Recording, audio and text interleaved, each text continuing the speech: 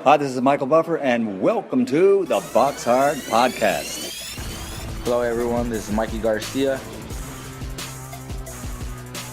Yo, it's your boy, the odd guy himself, Malik King Scotty. Hi, I'm Charlie Edwards.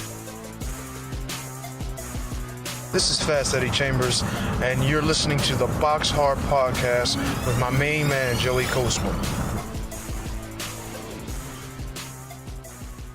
Hello everybody and welcome to episode 164 of the BoxHard Podcast. I'm your host, Joey Coastman. I'm joined as always by Mr. Ayaz Sumra. Ayaz, how you doing? I'm good, Joey. Yourself? Very good, my friend, very good. Let's dive straight into the review part of the show. If you're not a Tyson Fury fan, by the way, you should probably switch off already because there's going to be a lot of ranting and raving about that. But we're not going to start there. We're going to start in a venue called the Suncorp Stadium in Brisbane, Queensland, Australia. Now, this was pretty bizarre as well.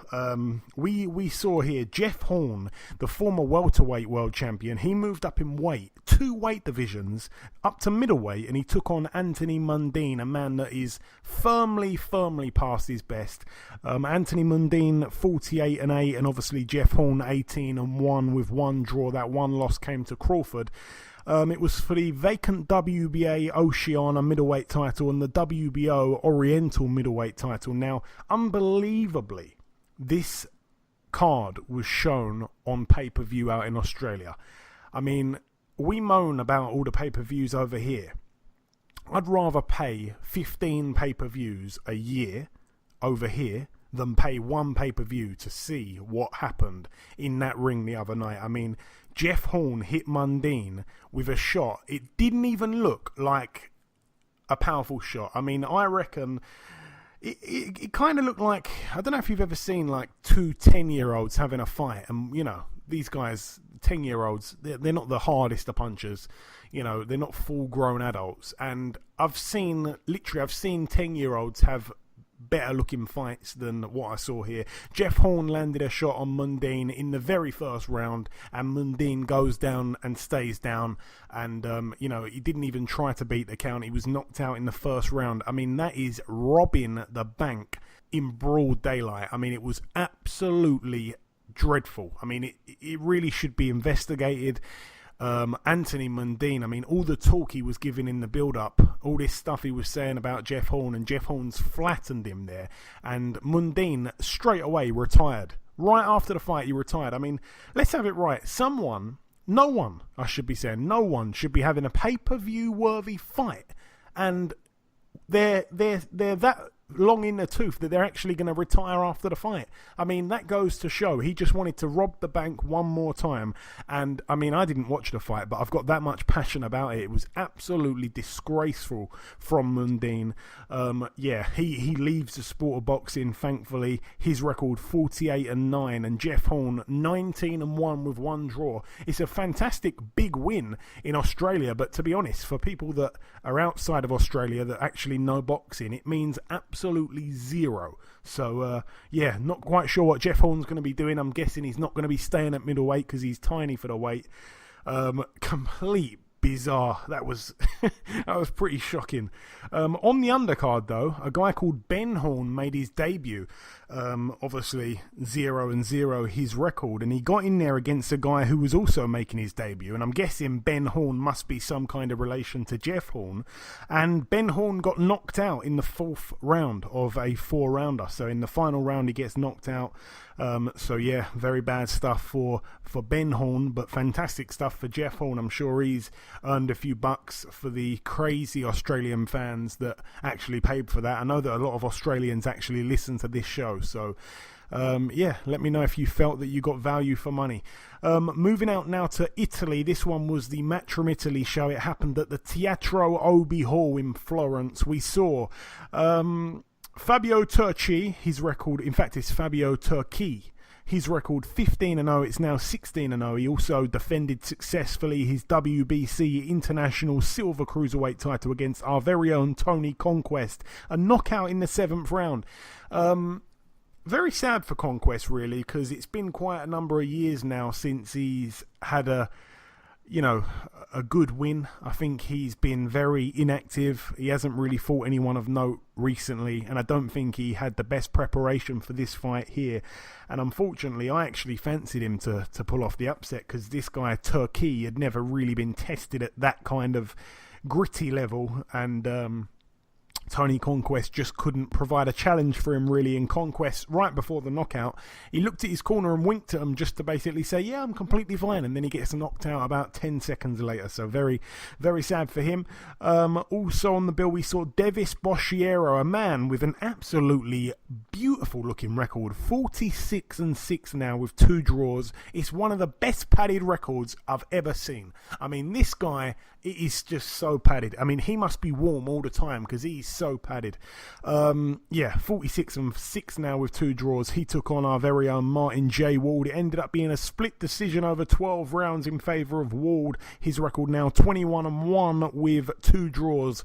He also took the vacant WBC International Silver Super Featherweight title home.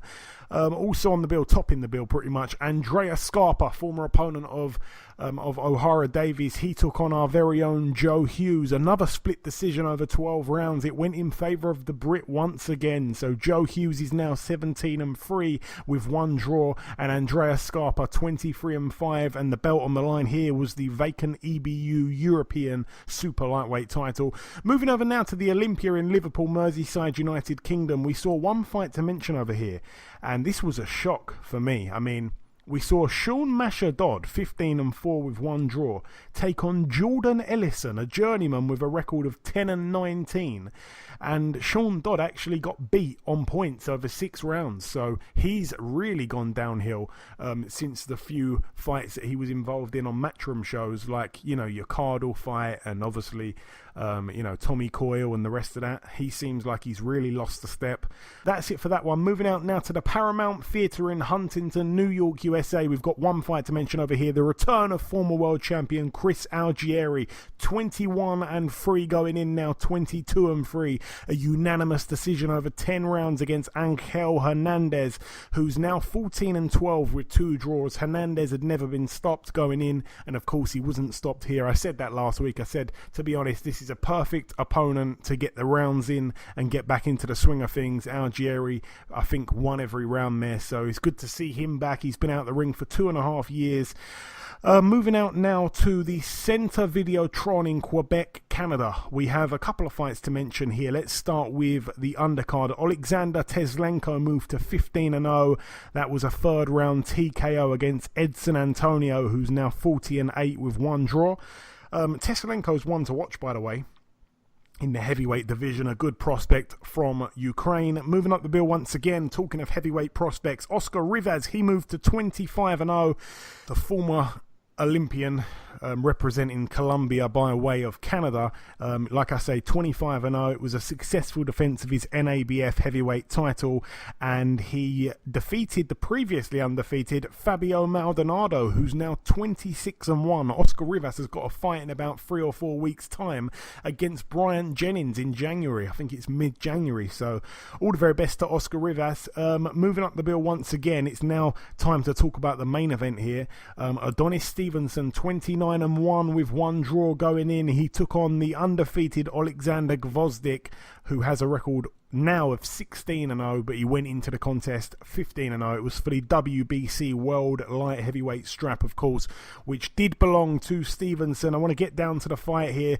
Round 1, I think that Stevenson was straight on the front foot. Gvozdyk looked a little bit tense for me, actually. Stevenson did connect with about 4 or 5 left hands, which was a little bit concerning, to be honest, but Gvozdyk did take the shots well, and the defense was a little bit leaky from Gvozdyk, like I say, but he did take the shots well. Definitely a Stevenson round. In the second round, the timing from Stevenson was so on point. I mean, he was connecting again with big left hands.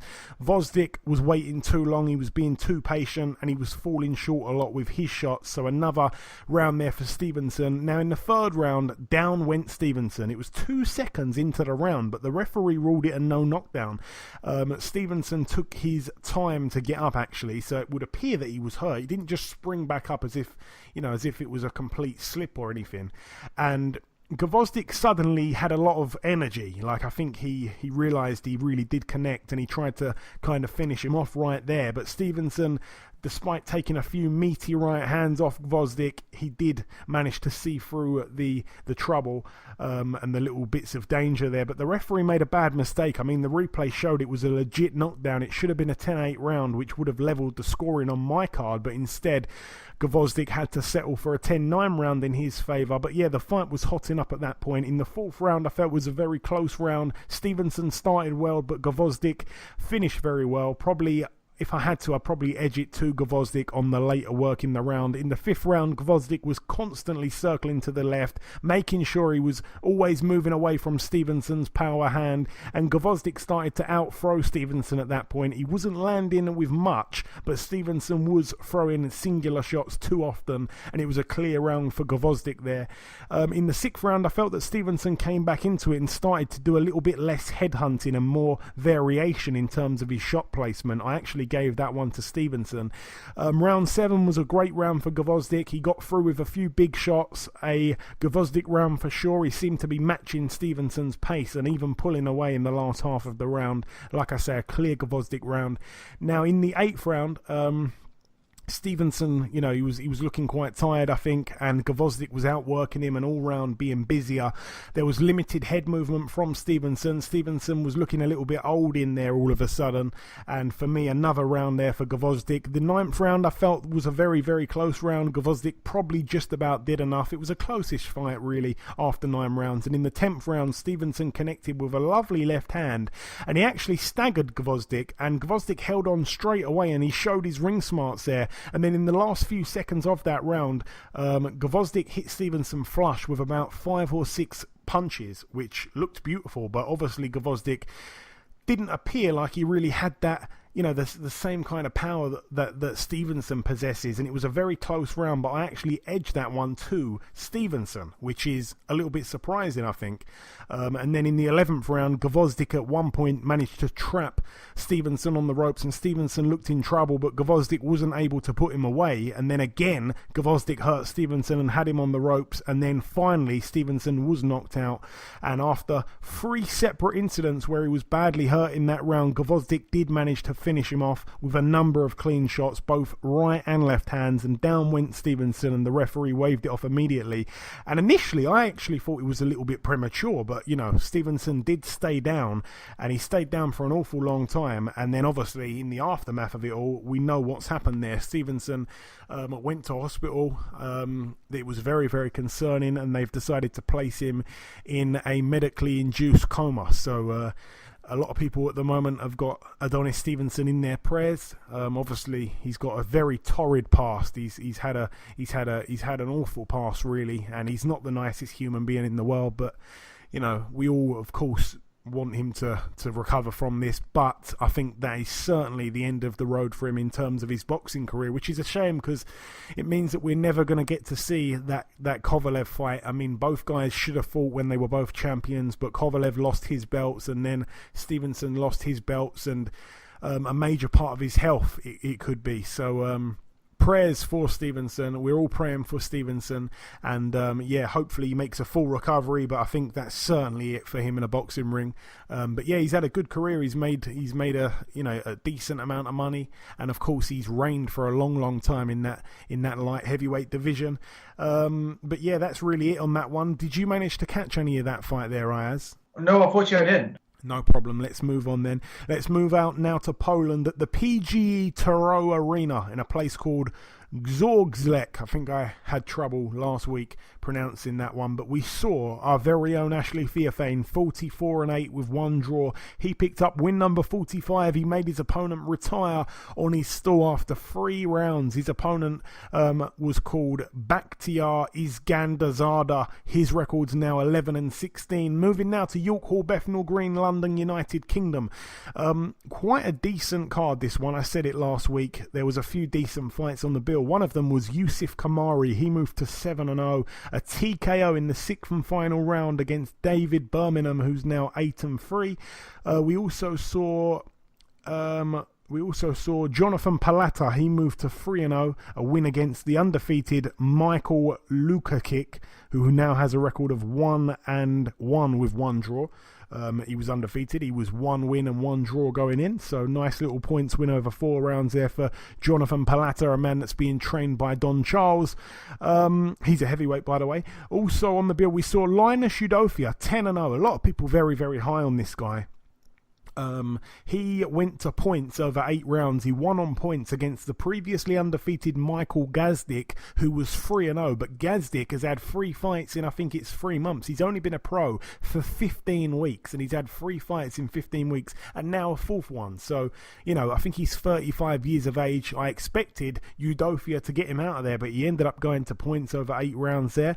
Also on the bill, we saw Ozzy Jervia. He lost his winning record, because he's now 6-6. It was for the vacant Southern Area Cruiserweight title against Dion Juma, the undefeated 10-0 prospect. He moved to 11-0, a TKO in the 5th round there. And then the rubber match, Miles Shinkwin, friend of the show, 14-4. He stepped in there once again with Joel McIntyre, who had a record of 18-3. Both men had a win over the other one previously, so it was 1-1 on the unofficial scoreboards, and it was all about who would win here and emerge victorious and kind of shut the book on that chapter there. And Miles Shinkwin managed to win unanimously over 10 rounds. He also picked up the vacant English light heavyweight title. On the back of that, Joel McIntyre has decided to retire from the sport of boxing, so all the very best to him, and I'm absolutely over the moon for Miles Shinkwin.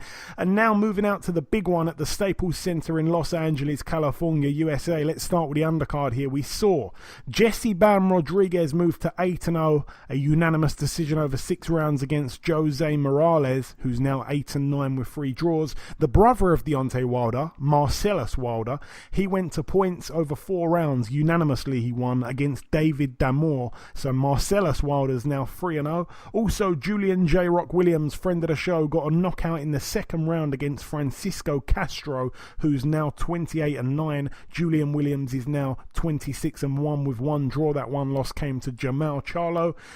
Robert the Ghost Guerrero returned to the ring. He got a knockout in the 2nd round against Adam Mate, who's now 28-13. The Ghost, though, has a record now of 34-6 with 1 draw. Mate was down in the 1st round and then twice in the 2nd. Chris Arreola, he was in the ring also. He managed to pick up another win. That's win number 37. He's got 5 losses and a draw. He made his opponent quit in the corner after 6 rounds. It was a scheduled 8-rounder, but Lorenzo Smith decided he didn't want to come out for the 7th round, so his record now 20-11 with 4 draws. Also on the bill, we saw Big Joe Joyce. He got a 1st round knockout against Joe Hanks. This one was for the WBA Continental Heavyweight title. Joe Joyce, Ayaz, I mean, this guy is going through people like a hot knife through butter. I know that he hasn't really fought anyone on that world stage yet, but you've got to remember, he's only, this is his 7th fight here, I believe, or 6th fight, and he's just absolutely obliterating people at the moment. I want to see him stepped up. They're talking about the Ortiz fight already. I would love to see that next for him. Joe Joyce is doing very, very well. I think he's getting fast track very quickly, but the Ortiz fights, I'm not sure if he's... I wouldn't go for that fight already. To be fair, I think that's a bit early for a step up. But the fight I'd like to see would be him versus Huey Frew. I think that'd be a good step up for him. I think that'd be a British level. Someone like a Huey Frew or David Price, I think that'd be a very good step up fight for Joe Joyce. And then I would like to see him fight the likes of Luis Ortiz. But I think I wouldn't fight him. I wouldn't want to make him fight Ortiz, because I remember the time when David Price was going very, very quick. He was beating everyone up, and then when he fought Tony Thompson knocked him out. Obviously, it was a drug cheat. We beat him first time, and then it's that mentality. So I wouldn't want to rush him. I'll wait until the end of 2019, then make him have a big a step up, someone like Luis Ortiz. Well, I mean, I don't think his management are going to do that. I think they're in a hurry with him, which is fantastic news for people like us and boxing fans. I mean, like I say, he's getting on in age, so all the very best to him. Joe Hanks, to his credit, I mean, he did come and give it a go. He did hit Joyce with a couple of big-looking shots, but that was about it. Joyce hurt Hanks with a big shot, and then Hanks actually, with quite a delayed reaction, he fell towards the ropes, but he stayed on his feet, and maybe the referee should have jumped in there, but he didn't. And then Joyce actually backed right up off of him, kind of thing, and he gave him loads of space, which he didn't need to. And the referee kind of looked at Joyce like, why did you stop? Because I think Joyce thought the referee was going to jump in, or he was at least suggesting, hey, you may as well jump in, but the referee didn't, so Joyce had no choice but to step back in and finish him off, really. I mean, the left hook was the finishing punch from Joyce, and Hanks went down heavily, and I was very surprised he even tried to get back up, but he did try, and he fell down once again. The referee waved it off, and rightly so. Another quick night's work for Joyce, though. A step up for me is needed. I think Joyce is absolutely brilliant, and he's way too good for this level here. I think he's a rare talent that can be moved up very, very, very quickly. Moving up the card once again, we saw Isaac Lowe move to 16-0. He's also got 3 draws. It was a knockout in the 5th round against Lucas Baez, who now has a record of 34-17 with 5 draws. This guy was a hell of a lot more experienced than Isaac Lowe, but Isaac Lowe's done well to get in there and get the knockout there. That one was for the vacant WBC International Featherweight title, so not a bad little title there for Isaac Lowe. Also on the bill, we saw Luis Ortiz take on Travis Kaufman. Now, Luis Ortiz went into the bout with a record of 29-1, and Travis Kaufman, friend of the show, 32-2. Kaufman was down in the 6th round, the 8th round, and then finally knocked out in the 10th round.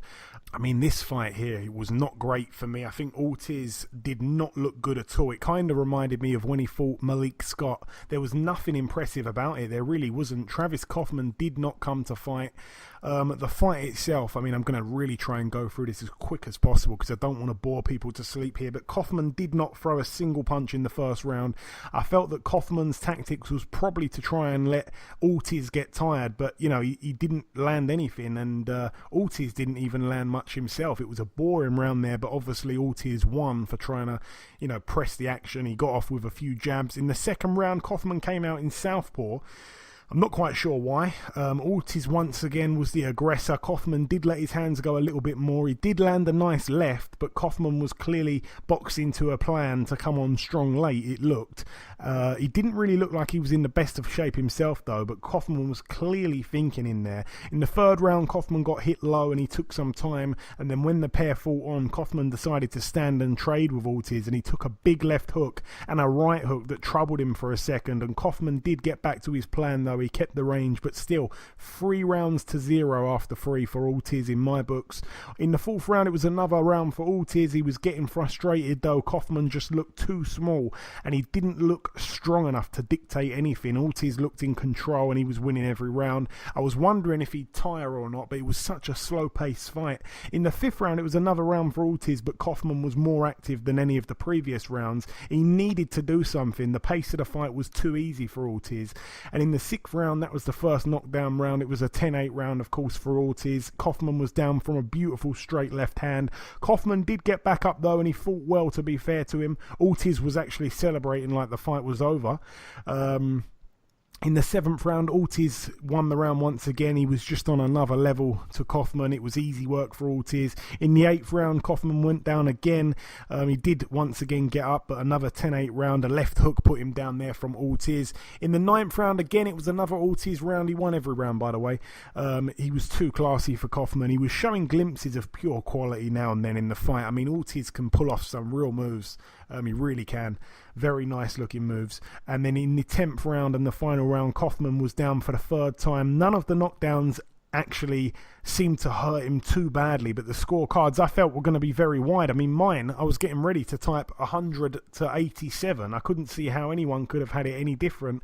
And then just as I typed that out, Ortiz then hits Kaufman with a 6 or 7 shot combination, and all shots were unanswered, and he finally closed the show, and the referee jumped in, and Kaufman seconds later didn't really look that hurt again. He just simply couldn't defend himself. So a shame for Kaufman. I think he showed quite a good chin, actually.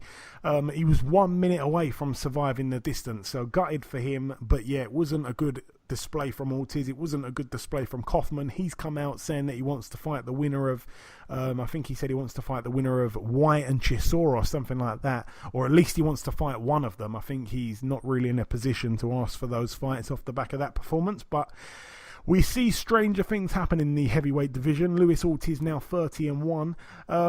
Yeah, I want that Joe Joyce fight next. We mentioned that. Moving up the bill once again, we saw Jarrett Hurd 22-0 put his IBF, IBO and WBA Super World titles on the line against our very own Jason Wellborn, 24-6 going in, now 24-7. A KO in the fourth round. Wellborn was down and out from that body shot. Let's talk about it though. The first round, credit to Wellborn. I mean, he came out, he was straight on the front foot. Hurd was kind of sticking to his boxing. He wasn't really mixing it up too much. He was throwing singular shots. He seemed like he was having a good look at Wellborn, but Wellborn was pushing him back, and he actually landed a few nice shots. And I can't believe I'm saying this, but it was a Wellborn round in the first round. I really felt like Hurd let him win it though. It was so weird. Hurd just seemed to not really do much, and in the second round, Wellborn didn't have a bad round at all. Wellborn hit Hurd with about 5 clean right hands, but obviously, he's not a puncher, so they were scoring shots, but they weren't really hurting the guy. I was so surprised with the performance from him, and like I say, in the third round, massive credit once again to Wellborn. He seriously did come to fight, and he didn't let the occasion get to him. He didn't freeze. I gave him the third round as well. I can't believe how competitive it actually was after 3 rounds. I mean, there was an argument to give him all 3, but I think it was probably 2-1, and then in the fourth and final round, I mean, once again, Wellborn was having an excellent round. I would even go as far to say it looked like he hurt Jarrett Hurd for a while. He had Hurd in trouble, and Hurd decided to hit Jason Wellborn with 2 low blows, but the referee didn't call them. And then a few seconds after those low blows, Wellborn got hit with a right hand to the body, and he went down. And it looked like he could have got up, but he didn't. I mean, he got back up at 10. He didn't look like he was too sad about being counted out. Fair play to Wellborn. Unbelievable from him. And it wasn't even at his weight. I mean, he went down in weight for that fight. So all credit to him. I mean, it was a proper cherry-picked opponent from Jarrett Hurd. But I tell you what, I feel like his stock's kind of gone down a little bit there. He didn't look his invincible self. Jermall Charlo got in the ring afterwards, and the pair exchanged words, and he looked very, very uncomfortable, actually, Jarrett Hurd. But I'd like to see him win that fight, because I don't think he's not really a loudmouth guy. He's quite a cool guy. He's very humble, and he's the only guy out of all the champions at 154 that's actually gone and chased the unification, and he's come through it. So for me, I remember before that fight, I actually said that Arislandi Lara is the main man at 154, and he beat Lara pretty easy for me. So all the very best to Jarrett Hurd. Hopefully the big fight happens with him and Charlo. And moving up to the main event here, I'm going to start with you here, Ayaz. Deontay Wilder 40-0. Could he knock every man out that he's faced? Well, it wasn't to be here. He did not manage to catch Tyson Fury with a punch that would keep him on the floor anyway. It was for the WBC World Heavyweight crown. Tyson Fury went into the bout 27-0, and unbelievably both men emerge with their unbeaten records still intact. 2 minor blemishes, 1 each, but it was a draw. No one saw a draw coming at all. Let me say one thing first of all at the start. Tyson Fury got robbed. Every Twitter post I've seen so far, Floyd Mayweather goes, this is a joke. They all had Tyson Fury winning. The whole Twitter had Tyson Fury winning. From the start, Tyson Fury was outboxing him. With the jab, he kept hurting him. Deontay Wilder, all he kept doing was swinging and trying to land that right hand. From the first round, you can see that Deontay Wilder was trying to land that right hand, and Tyson Fury just kept jabbing and boxing him. Every time that Deontay Wilder tried to swing, Tyson Fury would duck it. Obviously, Fury was boxing very, very well. Fury, you can see Fury was hurting Wilder as well. At the time, as the rounds went on, Fury was still outboxing him. Wilder dropped Fury, and Fury still got back up and still made it to the round. That was the round 9. And round 10, I gave it to Fury. Fury was still outboxing him. Round 11, I gave it to Fury as well because he's still outboxing. Round 12 was the big one. Wilder landed that right hand and then left hook and dropped Fury. And I thought, that's it. I thought, game over. This is Wilder's night. Wilder's done it. And I thought Wilder's knocked him. It's like Fury became like the Undertaker from the WWE and grows back up. You can see, my face was really shocked because I thought wow, how can you get up from that hook that Wilder did to him? Because you can see Wilder's done that punch at everyone, and he's wiped him cleaned out. But Fury said that because he's a fighting man, he would never back down. He will always get back up. Once Fury got back up, he regained the ship and still was boxing him. But I gotta say, Fury got robbed big time, and I think he should. What he's come from the depression, and he said almost committing suicide and killing himself.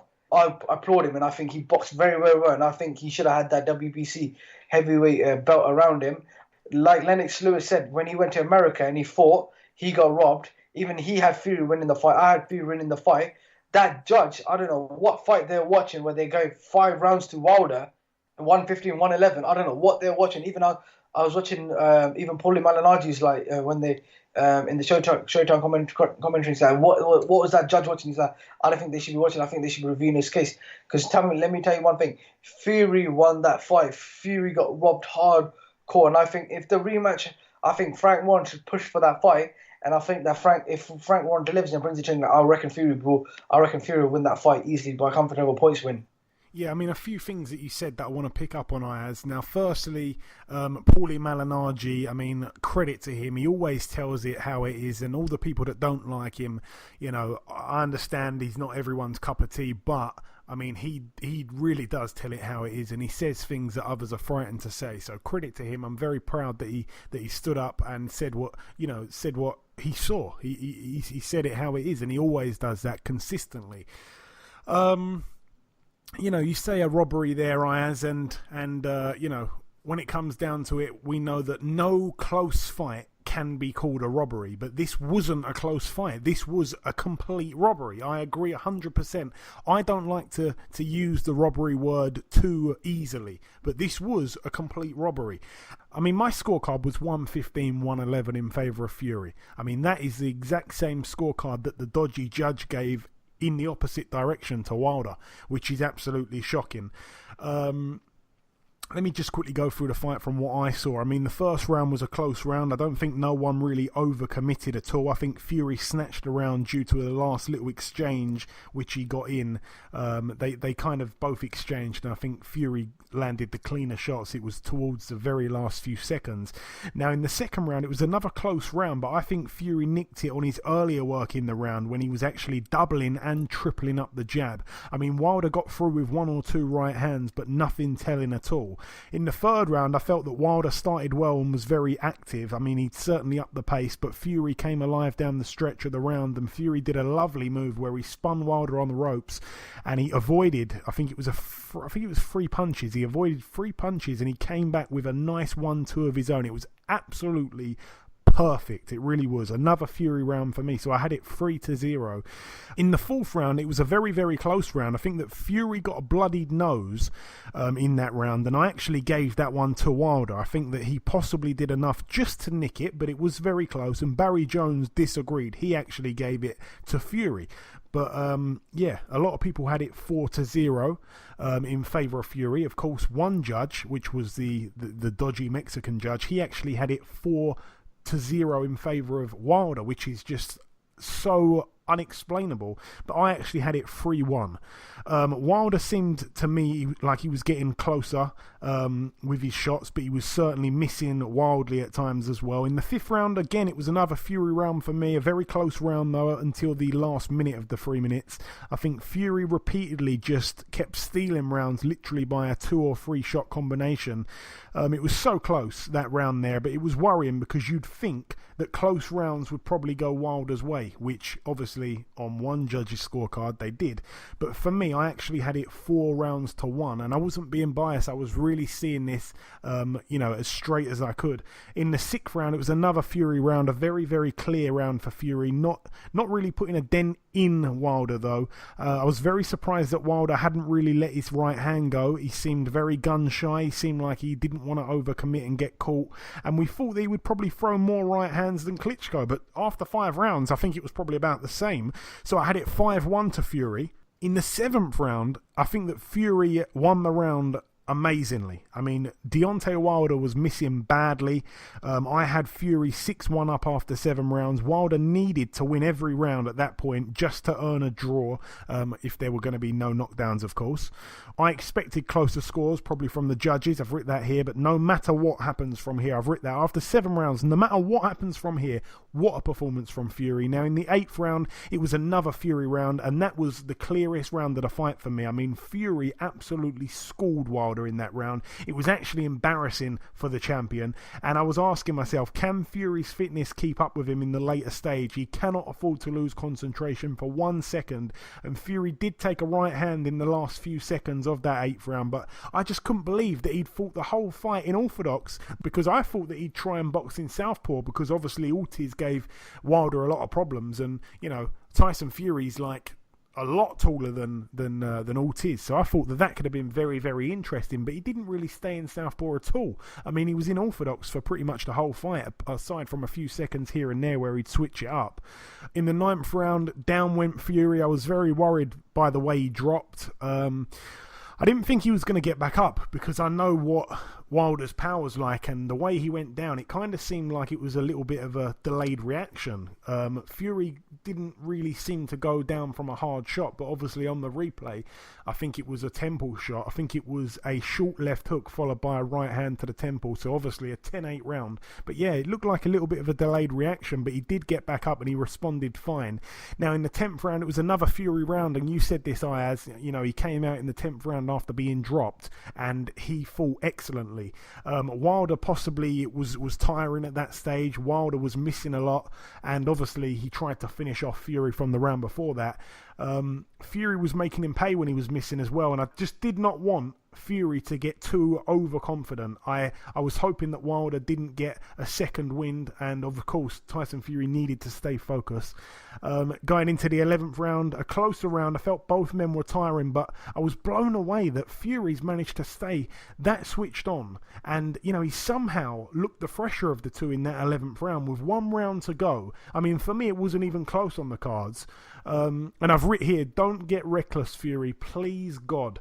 And it was a 10-9 round for Fury in the 11th round. Then obviously in the 12th round, all he needed to do was stay on his feet, and he would have won the round, and of course won the fight in the end. That 12th round knockdown cost him the fight. I mean, he got dropped and it looked like he was out cold. I mean, there was no play acting there. I think the earlier knockdown, there was a little bit of play acting. This was no play acting. It was a huge shot from Wilder. I could not believe that Fury got back up, and unbelievably, Wilder seemed to punch himself out. And then Fury, when he got back up, he was on the front foot straight away. He was putting his arms behind his back. He was showboating, and he was really kind of trying to finish Wilder off, and he had some fantastic moments himself. So I cannot believe it. I take back everything I say about Tyson Fury's chin. I mean, let's be honest. He got put down from the biggest puncher in heavyweight champion history, and he got back up both times. And people say that he didn't have a chin, including myself. I thought that Wilder was going to knock him out. That was my prediction. Wilder's going to win by stoppage. It wasn't to be, but let's be honest. I mean, Fury did so well to avoid all those right hands all night. He only got caught with 2 of them, and both the ones that he got caught with, I think he was pretty much riding them. So, he took the full force off of the punch, but he still took a bit, and they still put him down. It makes it very interesting because obviously Joshua cannot move like Tyson Fury, so it makes me think that unless Joshua lands on Wilder first, then I think Wilder's got a big chance of knocking Joshua out. I mean, firstly, when it went to the decision, it was wrongly announced as a split decision, which made it very confusing, because usually they would say one judge's scorecard, then another judge's scorecard, and then the final one, they'd then say, right, they'd read out the final judge's scorecard, followed by saying it's a split draw. But they actually said it's a split decision. And then I thought, what? So that means one judge has given it to each fighter, and then there's a deciding judge to go with one of the fighters. But it wasn't done like that. I think they read it out wrong. But, 115, 111 in favour of Wilder, that was absolutely criminal. I mean, like I say, it was a robbery because I had it the other way around. I had it 115, 111 to Tyson. And if I'd have given Deontay one more round, because I think I gave him one round outside of the 2 knockdown rounds. If I'd have given him one more round and that was all you could do, there's no way you could have given him 3 rounds outside of the knockdown rounds. But he needed to get 3 rounds outside of the knockdown rounds to get a draw. So 4 rounds would have been him winning the fight. And this judge actually, I think, gave him, was it like 7 rounds to 5? It was absolutely criminal. What I will say, I credit the American boxers out there that were so honest and went straight on Twitter to say it was a robbery. And I've written it down here. This is the following list of names that I've compiled that had the fight scored to Fury. Now, please take note about how many Americans we've got here. Firstly, I may as well read out the very shorter list and say the fighters that I spoke to, or not necessarily fighters, but people that are involved in the boxing world, trainers, managers, whatever, that are involved in boxing. 3 people I counted gave the fight to Wilder. Those people, Clarissa Shields, as much as I love her, she was so far off the pace with her scorecard. George Foreman actually scored it to Wilder. I was very shocked about that. And then Sergei Lipinets, a PBC fighter who actually picked Wilder to win before the fight. But here's a list of the people that scored it in favour of Tyson Fury. Andre Ward, Lennox Lewis, James Toney, Shakur Stevenson, Billy Dibb, Tom Loeffler, Caleb Truax, Gamal Yafai, Jamel Herring, Isaac Chamberlain, Thomas Williams Jr., Terence Crawford's trainer, Leon McKenzie, Paulie Malignaggi, Frank Bruno, Dave Caldwell, Zachariah Choa, Eddie Chambers, Anthony Sims Jr., Tony Jeffries, Brian Rose, Sullivan Barrera, Carlos Takam, Carl Froch, Matthew Macklin, Michael Hunter, Hassan Rahman Jr., Gabriel Rosado, Devin Alexander, Regis Prograis, Jerry Cooney, Joseph Parker, and Jay Leon Love, and also Darren Barker.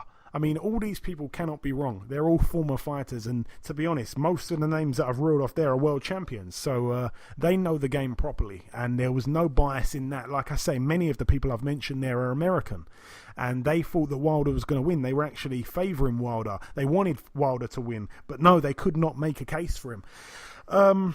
It's shocking, Ayaz, what they've done here. I mean, I just couldn't believe it. I laid in bed after the fight and I couldn't sleep. I was just sat there absolutely gutted for Fury. And to be honest, he took it on the chin and he shouldn't need to. And it just makes me sick because he's been robbed there. And I don't know what's going to happen. Obviously, the rematch clause in the contract, it was all very confidential. We were told that there could be a 2-way rematch clause, which pretty much means that, if Fury loses, then he can make a choice whether they're going to have a rematch or not, and vice versa. Obviously, Fury didn't get the decision, so I'm not quite sure what that means, because no one effectively lost the fight. So can a rematch clause be exercised? I'm not quite sure on that. Like I say, they were very tight-lipped about how they did it. But, should the fight happen again? I think it kind of has to.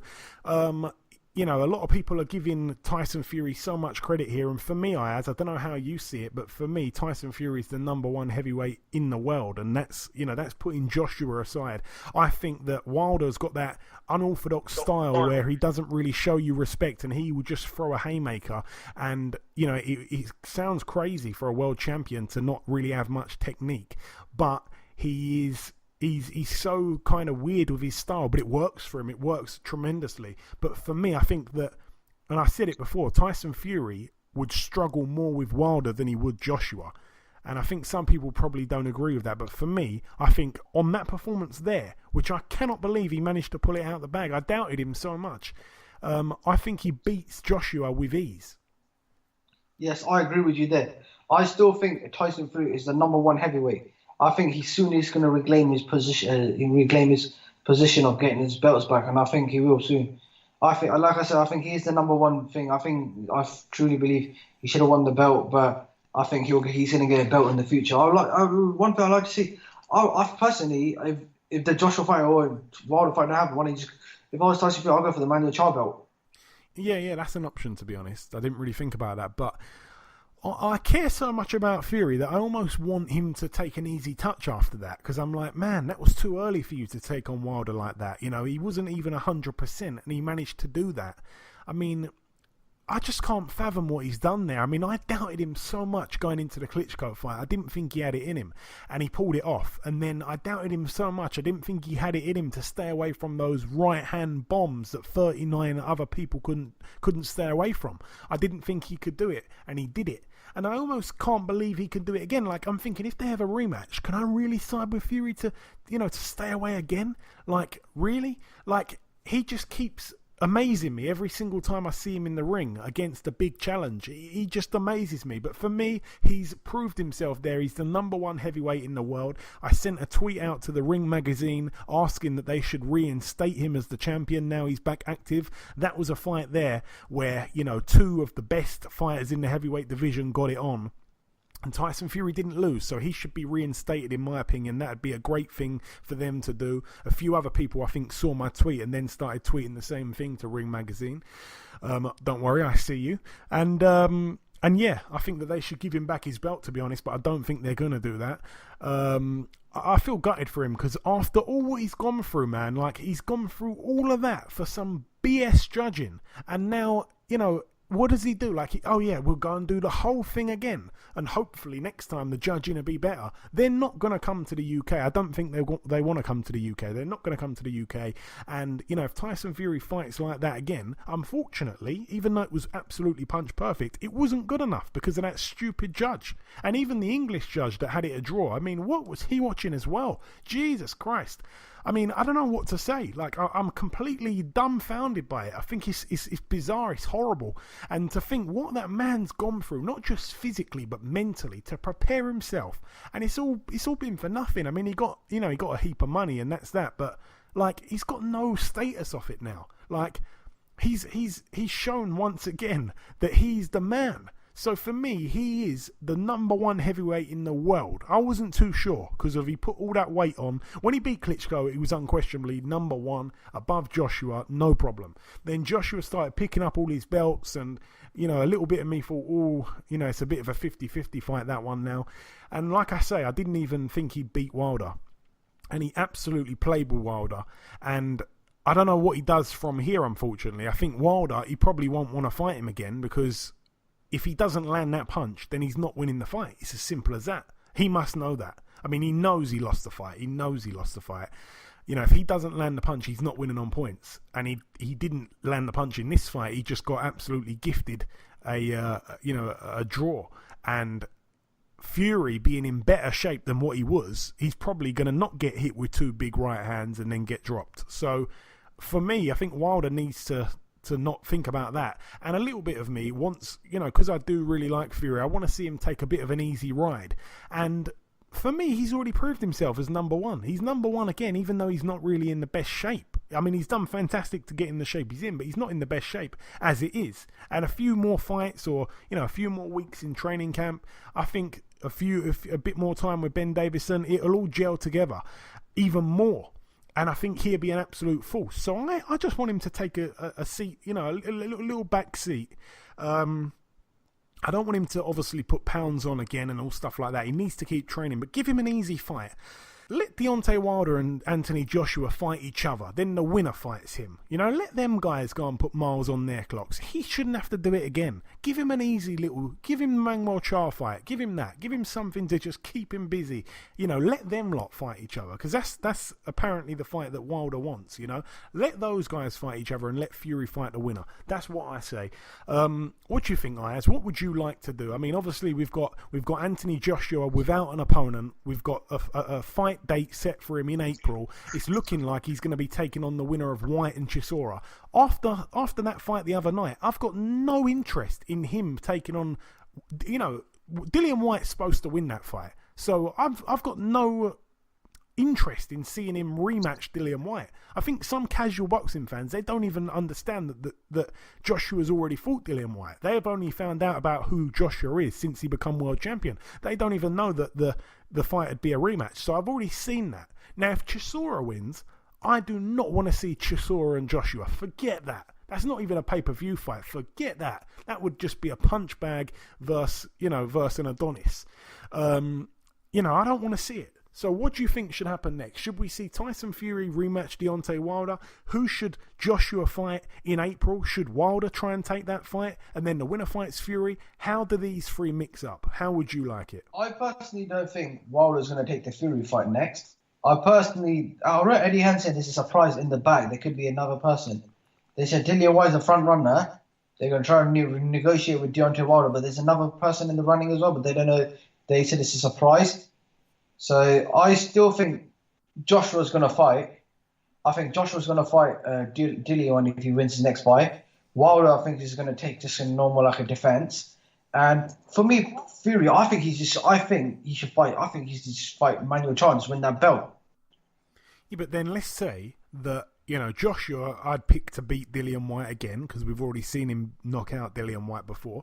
Deontay Wilder, you said he's going to fight someone who, we don't really class as a big threat to him. It's going to be another guy in the top 15 of the WBC rankings. And then Fury's going to kind of go elsewhere and do his thing. But eventually they do need to collide. Like, what I'm basically saying is, like, forget about what you think is going to happen, but what would you do if it was completely up to you? Would you throw Wilder in with Joshua in April, or would you throw him at gone? I'll put Wilder in the street. Immediate rematch in the Fury fight because I think Fury. Remember this is Fury's third fight, and if Fury had one more fight, I think Fury should fight take the Wilder rematch and go for the Wilder rematch again. Now, I think this time Fury will outbox him. I think Fury will beat him this time easily. If it was in England. Yeah, that's the only problem. I mean, for me, I think the Joshua is obviously the money fight for both men, but I think if Fury fights Joshua next, I think he beats Joshua easier than he does Wilder, and I think he makes more money doing it. But yeah, Wilder, if I was actually Wilder, I'd probably think, do you know what? I can't risk getting beat again by Fury. I'm not going to get two dodgy scorecards. Bloody hell, Canelo's been there, hasn't he? But I don't think it's going to happen again after the outcry that we've seen here on a worldwide scale about this. Even the Americans saying it was crazy. I mean, this was just mad. So yeah, I just want Tyson Fury to get another fight under his belt, so he's even better prepared for anything that comes his way, whether it's a Wilder rematch or a Joshua fight. And I'd actually love to see Wilder step in to take on Joshua in April, which is what Eddie Hearn originally said. He wanted Wilder for April. I hope that happens. I would love that to happen. I don't think it will, by the way. But whoever he fights, if it's not one of those guys there, I'm not even interested in it. If he ends up taking on Dillian Whyte again, or Derek Chisora, I'm not even interested. I mean, that fight is nowhere near the same kind of level as what we saw the other night. For me, Fury's number one. Number two in the heavyweight division, it's a toss up between Joshua and Wilder. I'd like to see those guys fight each other for the right to fight the lineal and real heavyweight champion. The real boxing fans know. So I'd like to see those guys battle it out, and then the winner takes on Fury. In third and fourth place and fifth and sixth, it's all these guys on the same kind of level, like your Joseph Parkers, like your Povetkins, like your Pulevs, like your Dillian Whytes. Those guys I think are all kind of like your Big Baby Miller. Those guys are all like third, fourth, fifth, sixth, seventh. I'd like to see those guys fight each other. But yeah, it is what it is. For me, Fury got robbed once again, but he did mental health so fantastically. He really has raised so much awareness around the world.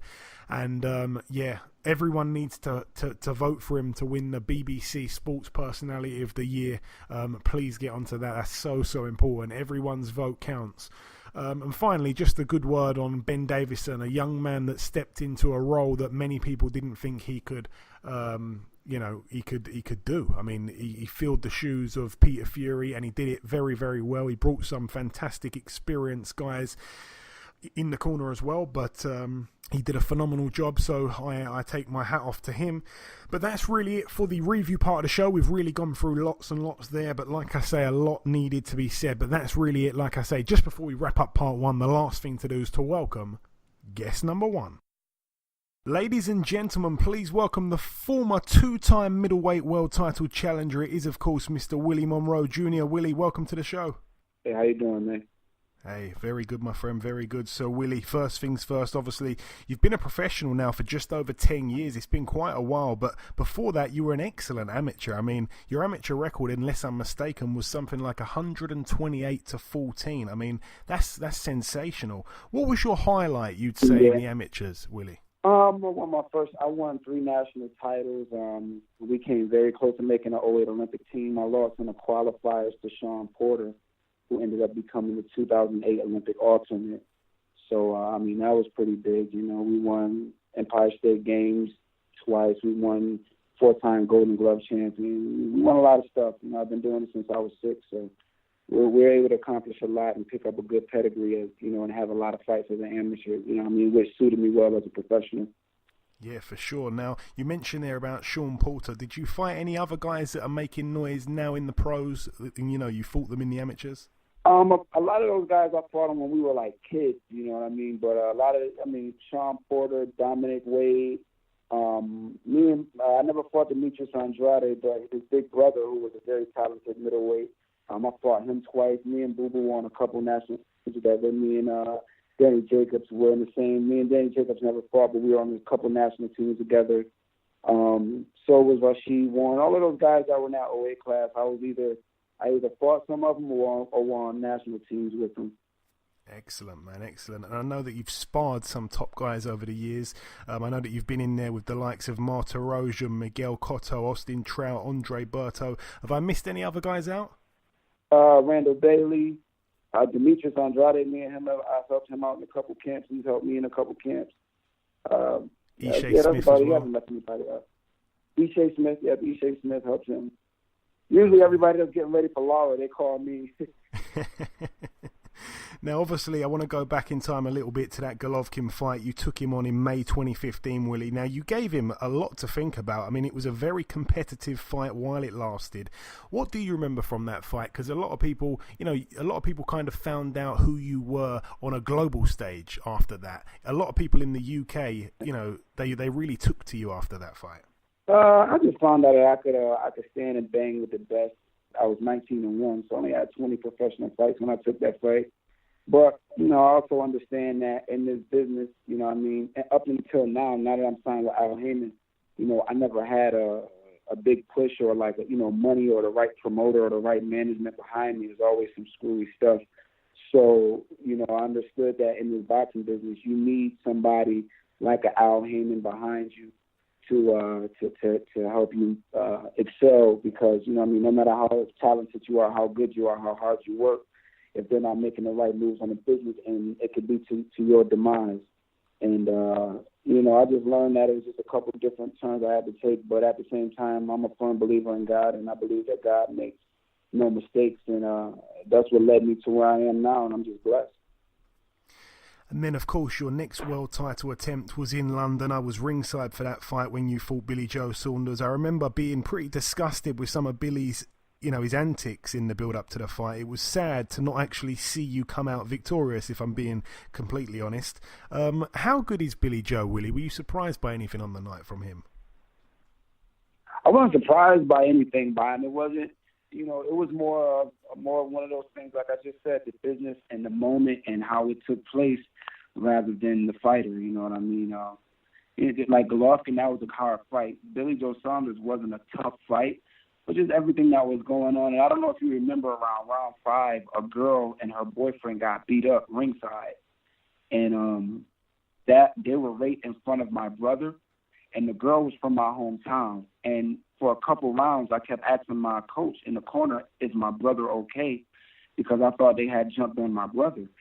And, it just took my mind out of the fight, man, because I don't care about a fight or what happens in a fight. That's my little brother.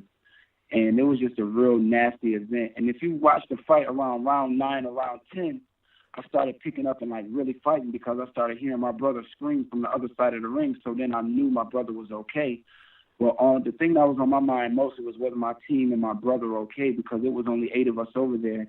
And there was fights going on in the crowd. They jumped on, some people that I knew. And I was more worried about what was going on outside of the ring rather than what was going on inside of the ring. It was a lot plaguing my mind. And I don't make any excuses, but that's just a fact. But, Billy Joe Saunders and his team and Frank Warren, they are who they are. And they understood that Willie Monroe is somebody that we can't just beat on a fair level. So we got to, really shake this dude up and make things really, really uncomfortable so we can have a chance of winning. And they did that. But then again, God makes no mistakes, because had I won that fight, yeah, I would be WBO middleweight champion, but I would still be stuck with the promoter I was with, and I was in a bad contract, But that fight allowed me to become a free agent. A few months later, I signed with Al Heyman. I fought twice, and here I am in a big fight. So sometimes God's rejection is God's protection at the same time. I like that little saying there. But yeah, some of the stuff that went on outside of the ring, mainly surrounding that event before and during, as you mentioned there, was, it was quite horrific, to be honest. I was deeply embarrassed, if I'm being honest. I know that you've not had things easy. You mentioned there you were stuck in a bad contract. You were quite inactive for a period. You had a baby on the way, and, you had a date for the baby to be due, but no fight date. And like you say, it was just before the Saunders fight. Some people don't really understand the struggles of what it's like to be a boxer sometimes. Are things much better now? It seems like they are, and I'm happy to hear that. Yes, I'm blessed. I've been obedient, and I've just been trying my best to just be a good person, because boxing is what I do. It's not who I am. There's going to come a point where boxing is over, and I still just have to remain a good person. And God has blessed me through all of this. It's a tough sport, and it's not that people don't know. They also just don't care to know, because people want to stand on their own beliefs. So I haven't even tried to really. I'm just happy. I'm in a happy position. I don't have to work a job right now. Thanks to Al Heyman. I got a 9-week notice on this fight, and then Team Heyman also sent me money to prepare for this camp. These other fights I was preparing for, I was like the Gabriel Zotto fight. I was almost back to working a full-time job when I took that fight, and I took that fight on a 3.5-week notice. So I went into a championship fight. We fought for the WBO Intercontinental. It was 12 rounds. It was on pay-per-view in front of 52,000 people, and I got a 26-day notice, and I went in there and did great, and won the fight, But when you look at the fact that I'm with Al right now, I got a 9-week notice on this fight. I don't have to work a job, and Al sent me camp money to prepare, and I've been able to pull in some good sparring. Like, we've been sparring with 6'4" cruiserweight to better prepare myself for this fight. And, I think you're just going to see a different Willie Monroe. I've had time to just really prepare for Jermall Charlo rather than other things. I've even, moved into a separate apartment for the last 5 weeks leading into this fight, and been able to just focus, going on to the gym and back, not going to the gym and then coming back home, taking care of a family, being dad, being husband, having to work a part-time under-the-table job to keep a little money in my pocket. I've been able to focus strictly on fighting Jermall Charlo, and you're just going to see a different fighter this time. Excellent, man. I'm very pleased to hear that. And like I say, getting on to what's going on now, you've bounced back from the Billy Joe fight with 2 back-to-back wins, one in March, one in August. Both of those fights went the distance, but you've shut out your opponent on 5 of the 6 total scorecards, and now you step in against Jermall Charlo on December 22nd in New York. How do you rate Charlo amongst the likes of, of the guys that you've faced in the past, like Golovkin, like Billy Joe? Where does he rate? He's a good fighter. He's tall, he's rangy, he's got boxing ability. Obviously, he's strong. He's he's an awesome athletic fighter, and he's WBC champion for a reason. It's not like, they just gave him the belt. He worked his way there, but he's going to be in there with a totally different monster come December 22nd. A lot of people kind of rate him really highly at middleweight, despite not really fighting anyone fantastic just yet at middleweight. I think you're going to be his first proper test. Do you think people are kind of jumping the gun a little bit too soon with him at 160? Well, that's up to me to show that on December 22nd. If he can beat me, then maybe they're not jumping the gun. If I win, then maybe once I win, I should say, maybe he needs to recalibrate and really try to reassert himself at middleweight. But we'll find all of that out December 22nd. And coming down to the last couple questions now, Willie, I wanted to get your reaction to Deontay Wilder and Fury on the weekend. I'm guessing you must have watched it. Who hasn't? What was your reaction? I think the draw was right because, I'll tell you this. I have major respect for Tyson Fury because any other heavyweight, any other human heavyweight who King Kong wouldn't have got. And I'm not talking about Luis Ortiz. I'm talking about King Kong, the actual King Kong, wouldn't have got up from that right hand. And Tyson Fury, he willed himself and got up. He's definitely a different monster, and he showed that he has. I mean, to be as big as he is, and to be as athletic as he is, and to have fast hands and good defense, you know what I mean? Like he showed. I mean, he showed a lot of that in the Klitschko fight, but this fight showed why he's an awesome heavyweight, and this fight also showed me that Deontay Wilder can find a way to overcome and get back to it. His right hand is from another universe. And I personally think a rematch should definitely happen because now that they know each other a little better, Deontay Wilder can go back. He can work on putting his punches together better. He could work on using more than just his right hand. He knows where he falls short at, and he knows where his strong points are. And we'll see if he can come back and deal with the defense and the slick and the trickiness of the Gypsy King. But I just think, personally, I think they're the two best heavyweights next to Anthony Joshua. I think Anthony Joshua is a freaking awesome heavyweight also. But, man, it's just exciting. The heavyweight division is back exciting because of Deontay Wilder, because of the Gypsy King, because of Deontay Wilder, Anthony Joshua, Big Baby. I mean, the heavyweight division is just coming back. I just can't wait to see more fights. I second that. I agree 100%. And I've got two questions left, so I'm going to kind of merge them together. It's a bit of a tradition that we do. Everyone that we speak to during the month of December, we like to ask what's on their Christmas wish list in terms of what can they do, for 2019. So I want to ask you, in a realistic world, what can you do? What do you wish for that can happen in your career in 2019? And just before we let you go, also, to merge this in as well, do you have any kind of closing final words for our listeners just before we let you go? Yes, I can answer both of those questions. 2019, I'm just going to take everything that I put together, and especially with this win that I'm going to get on the 22nd, I'm just going to couple that all together and hit the ground running. You know what I mean? I'm blessed. In 2019, I just more or less wish to, after I win this title, to just establish myself. I want to bring one big fight back home to my hometown of Rochester. And I just want to, I'm spearheading this new PBC leg, and I want to be able to be that face of the new PBC on Fox, and that's my goal for 2019, and that's what's going to happen. And to the listeners, thank you for following Willie Monroe, and thank you for following my career, because it's been a real roller coaster ride. It's been an up and down ride. It's been a long time coming. And for the real ones who stuck in there, and I fight for the ones, who really know what it's like to fight, not giving anything. I fight for the people who everything has been taken from them, and they still find a way to get back up and fight.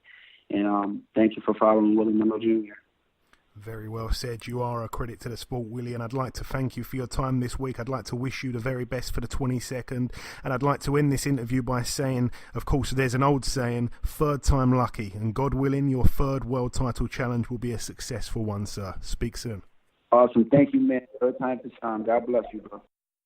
Okay, now it's part two on this week's show. This part, of course, the news part of the show. Ayaz, what have you got for us? So, Katie Taylor would defend her world titles against Eva Wallstrom at Madison Square Garden on the Canelo Alvarez versus Rocky Fielding undercard.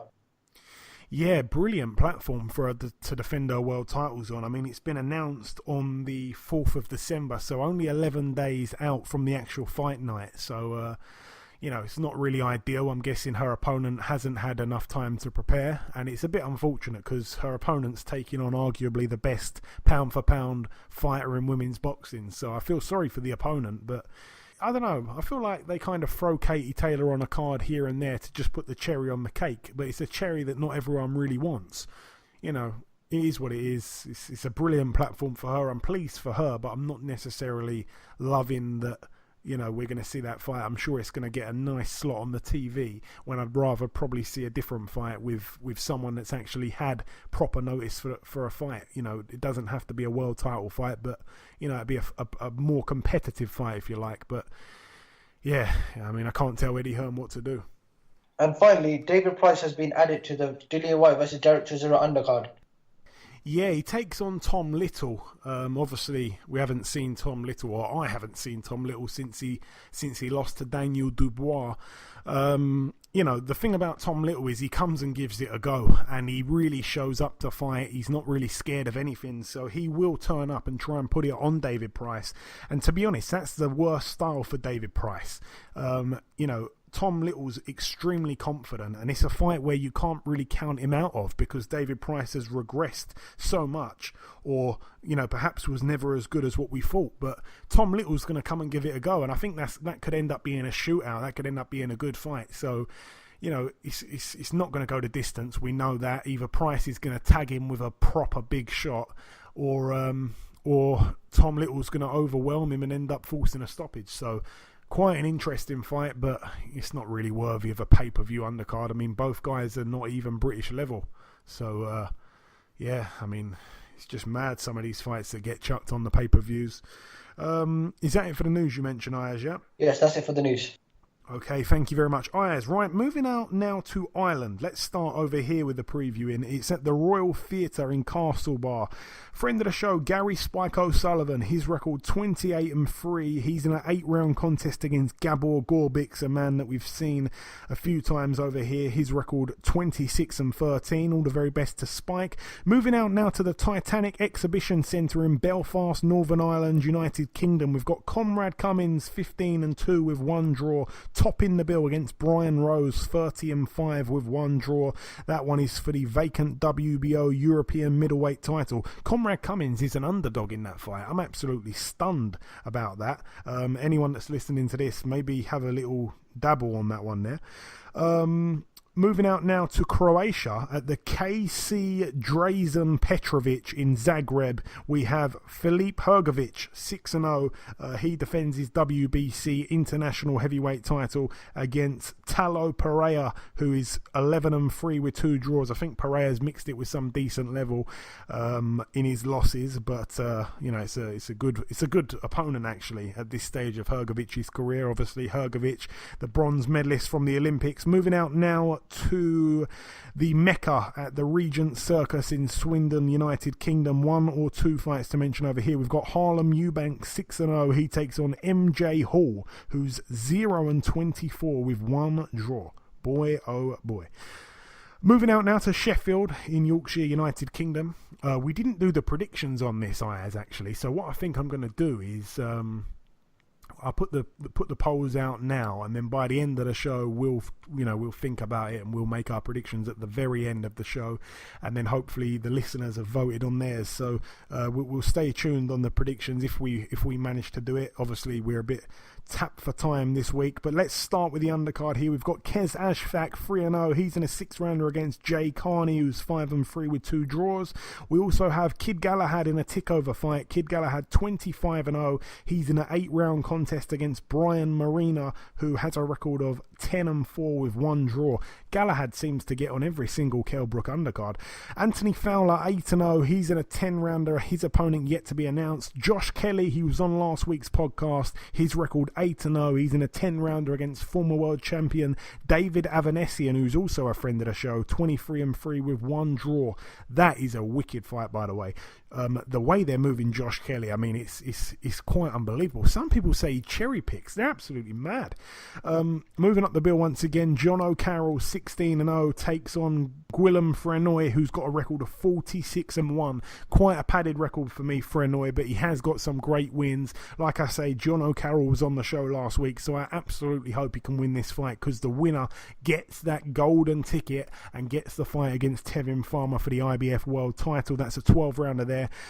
Kell Brook tops the bill, 37-2. He takes on Michael Zarafa, 25-2. Zarafa, in his 2 losses, they came to Arif Magomedov, who got stopped by Luis Arias, and he also lost by knockout to Peter Quillin back in 2015. Peter Quillin stopped him in the 5th round. So yeah, I mean, aside from that, you look at his wins, he's got some decent wins, but nothing that's going to tell me that he's going to be of any risk to Kell Brook.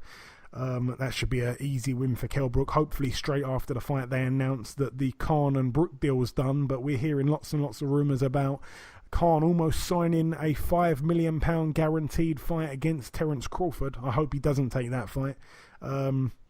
Yeah, that's it for that one there, really. Moving out now to the StubHub Center in Carson, California. Going through this as quick as possible. This one's going to be on HBO. I think it's HBO's final fight card on their channel before they pull out of boxing. But we have two women topping the bill, or I should say 4 women, because it's 2 fights including women. Topping the bill, we've got Cecilia Brackhouse, her record 34-0. She takes on Alexandra Lopez, who's got a record of 18-4 with 3 draws. This one is for Brackhouse's IBF, IBO, WBA, WBC and WBO World Female Welterweight titles. She, of course, is trained by Jonathan Banks, Vladimir Klitschko's former trainer. Brackhouse is one of the best women in boxing. A lot of people have her pound for pound number 1.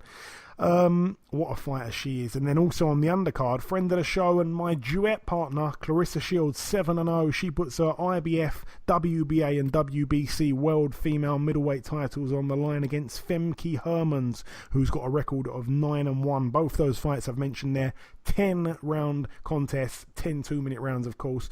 Moving out now to the Fantasy Springs Casino in Indio, California, USA. This one's a Golden Boy Promotions card. Friend of the show, Hector Tanahara, his record 15-0.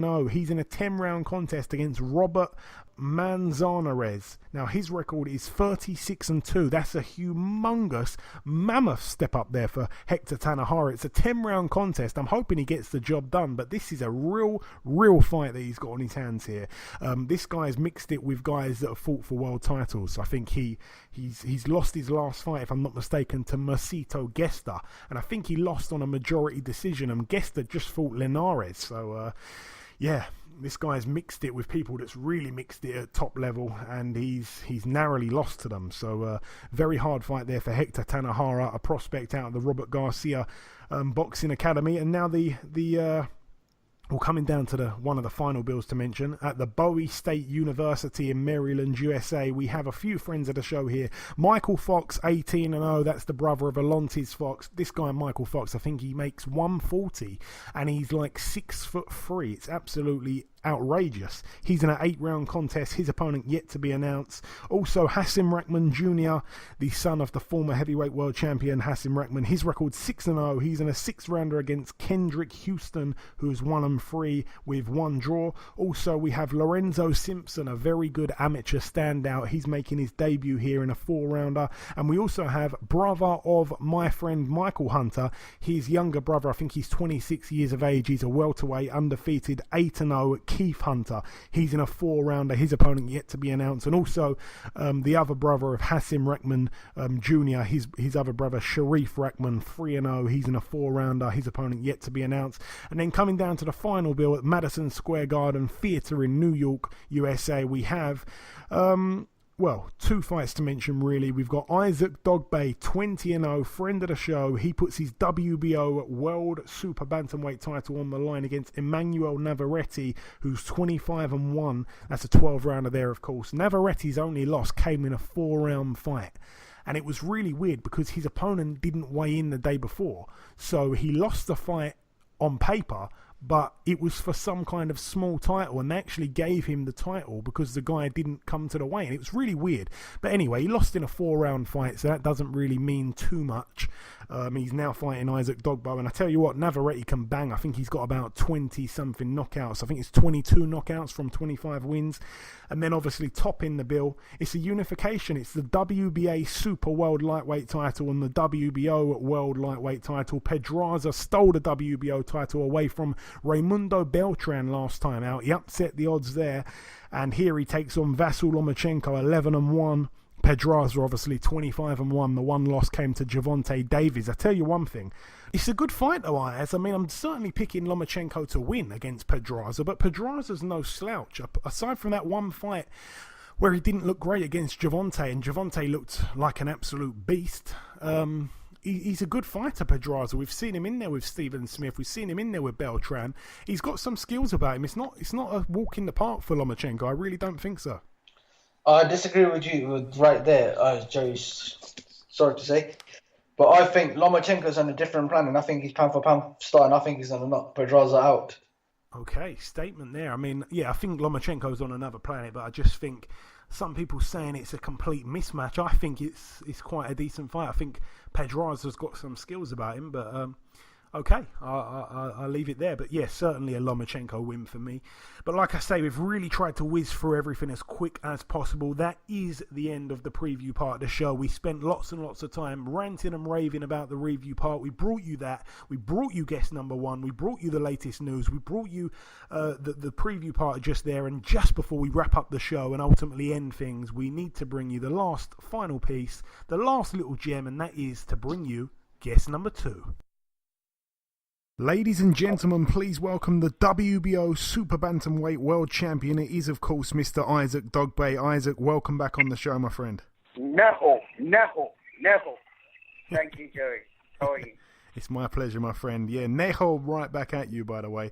I'm very good, Isaac. So we last spoke back in September. It wasn't too long ago. I remember at the time I asked what you were doing for your birthday, and you didn't even know it was your birthday. So my first question, how was your birthday? It was great, I had a great fun, and my father surprised me with a brand new car. So, I mean, life can only get better, So I'm very thankful to God for giving me a new age, and 24 years old.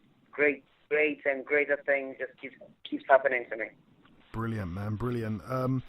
When we last spoke, I remember that you said that you'd be very interested in seeing the outcome of the Daniel Roman versus Gavin McDonnell fight. Did you get a chance to watch it, Isaac? If so, what did you make of it?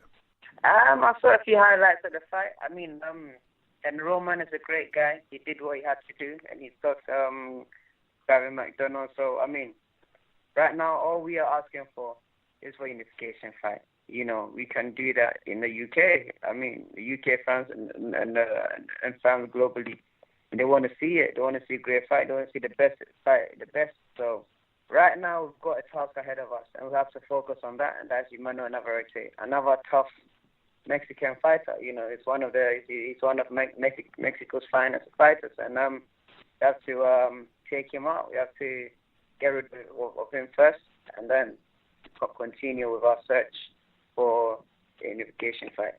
Yeah, for sure. And you mentioned that guy there, Emanuel Navarrete. That fight takes place this weekend. His record's 25-1, and that one loss was on points over 4 rounds, so you can't really read into that too much. He does, however, have 22 knockouts in his 25 wins. This guy can clearly punch, Isaac. Of course. But the thing is that, has he ever been punched by Isaac Dogboe? I don't think so that's he has. a question that we'll all have to find out come Saturday night. And once again, you're giving away a lot of height here, Isaac. Do you like fighting bigger guys, or is it really because you don't have much of a choice? Well, I don't really have much of a choice anyway, because I mean, I was the same size when I took the world title. Ever since I've been fighting, so I mean, I'm not gonna grow overnight. So it's just something that we have to deal with. I have no problem fighting tall people. And in the end, I always say that the battle is not my own. So once you get in the ring, you always find ways and means to adapt, and also, to get rid of our opponents.